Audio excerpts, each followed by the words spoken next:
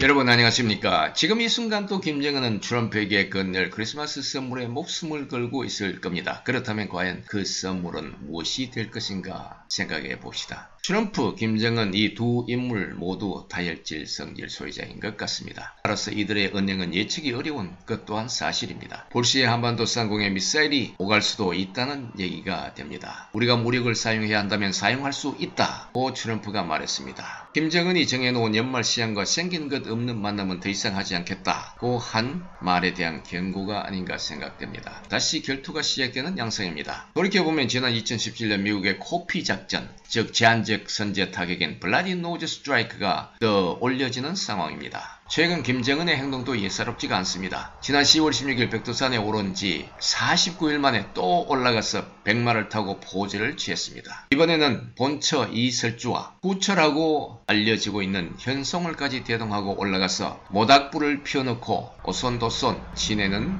광경까지 연출했습니다. 김정은은 백두산 지구를 돌아보며 자력 부강, 자력 번영의 노선과 자력 갱생의 불굴의 정신력을 외쳤습니다. 불굴의 공격 사성으로 혁명의 난국을 타개하자고도 말했습니다. 전쟁을 염두에 두고 한 말로 들립니다. 자신이 정해놓은 올 연말 D-Day가 성큼성큼 다가오고 있습니다. 12월 4일 조선중앙통신 보도를 봅시다. 조선인민군 총참모장 박정천은 담화문에서 트럼프 대통령의 나토 협상 후 무력 사용을 언급한 데 대해 재미없는 발언이다. 우리 무력의 최고 사령관도 매우 불쾌하게 접했다고 말했습니다. 담화문에서 박정천은 전면적인 무력 충돌까지 덜먹였습니다. 미북 수뇌부 간의 친분 관계를 언급하다 또 엄포를 놓았습니다. 천방지축, 좌충우돌, 제정신을 못 차리고 있다는 느낌까지 듭니다. 자국이 보유한 무력을 사용하는 것은 미국만의 특권이 아니다. 미국이 군사적 행동을 감행하는 경우 어떤 행동으로 답할지는 자명한 일이다. 미국이 무력을 사용한다면 반격을 할 것이라고 했습니다. 트럼프 대통령은 12월 3일 미국은 역사상 가장 강한 군대를 갖고 있으며 전 세계에서 가장 강력한 국가라고 말했습니다. 군대를 사용하지 않기를 원하지만 필요하다면 사용할 것이라고 말했습니다. 내가 김정은과 개인적으로 매우 좋은 관계를 유지한다고 해서 우리가 서명한 합의를 준수하지 않아도 된다는 것은 아니다. 비핵화를 하겠다고 했고 나는 그가 합의를 지킬 것이라는 기대를 갖고 지켜볼 것이라고 했습니다. 미 대통령이 북한에 대한 군사 옵션을 언급한 것은 지난 2017년 이후 2년여 만의 일입니다. 2017년은 미 북간의 최고조의 위기가 달했던 한 해였는데 그와 비슷하거나 더 강한 위기를 맞이한 게 아닐지 모르겠습니다. 1917년 북한은 17차례의 미사일 도발과 한 차례의 핵실험을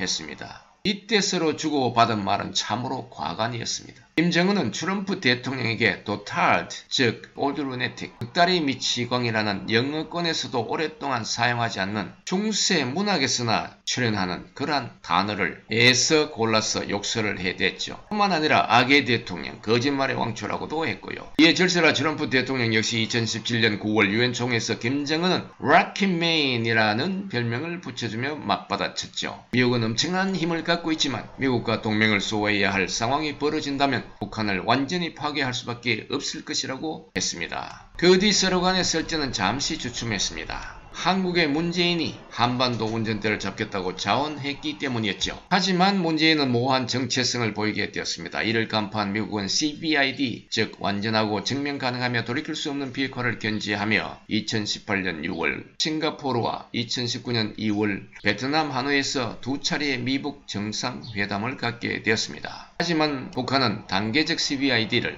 미국은 일괄적인 CVID를 주장하는 가운데 별 성과 없이 끝나고 말았습니다. 회담 결렬의 원인은 회담 전 문재인이 트럼프에게 한 통화 내용이었던 것으로 풀이됩니다. 즉 북한에 건넬 선물이 미국의 주요 협상 카드가 되어야 하는데 문재인이 김정일과 트럼프에게 회담이 성사되면 북한 개발 비용 수백조가 되는 그 비용을 한국이 다 대겠다고 했으니 말입니다. 하노이 회담의 실패는 김정은을 화나게 한 것이 분명합니다. 문재인을 향해 삶은 소대가리라며 대다수 사람들이 들어본 적도 없는 욕설을 퍼부었습니다. 유엔의 대북 제재는 김정은의 숨통을 더욱 세차게 조였습니다. SOS 긴급구조 대신 미국이 올해 말까지 새로운 계산법을 갖고 나온다면 3차 북미 정상회담을 한 번 더 해볼 용의가 있다면서도 미국의 대조선 적대시 정책이 노골화될수록 그에 화답하는 우리의 행동도 달라질 수밖에 없다고 경고했습니다. 쫓기는 듯한 처지를 그대로 드러낸 것으로 보여집니다. 저에게 큰소리치는 백두혈통의 위상을 인민에게 보여줘야 하는데 이런 뜻대로 되지 않고 사면초가가 되었습니다. 자신의 말이 실현되지 않는다면 신과 태양의 후예인 자신의 자존심에 심각한 타격을 입게 될 것이 분명합니다. 대선을 앞둔 트럼프 역시 자신의 위상을 극대화시켜야 하는 마당에 김정은의 송원인 새로운 계산법을 들고 나와 유권자에게 쭈그러진 이미지를 보여줄 리도 없고 김정은 역시 물러설 공간이 없을 것으로 보여집니다. 가진 것이라곤 미사일밖에 없는 김정은이 트럼프에게 크리스마스 선물을 한방 오지게 날릴지도 모를 판입니다. 김정은의 도발은 한층 고도화된 ICBM이나 SLBM 미사일이 될 것이며 타겟은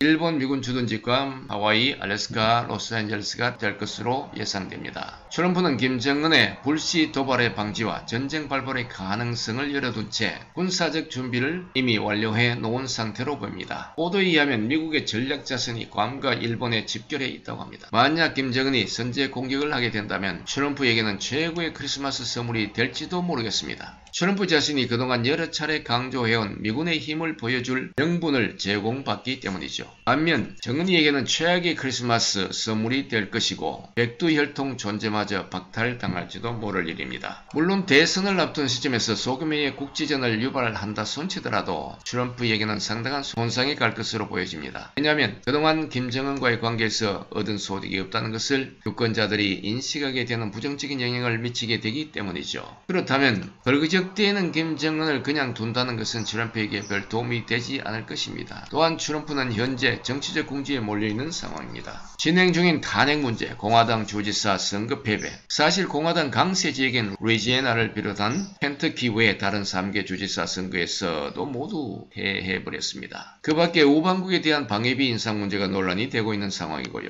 이 난국을 극복하기 위해서 트럼프는 충격요법이 필요할 것이며 미북 관계를 손보는 일이 가장 효과적이라고 생각할지도 모를 일입니다. 여러분 감사합니다.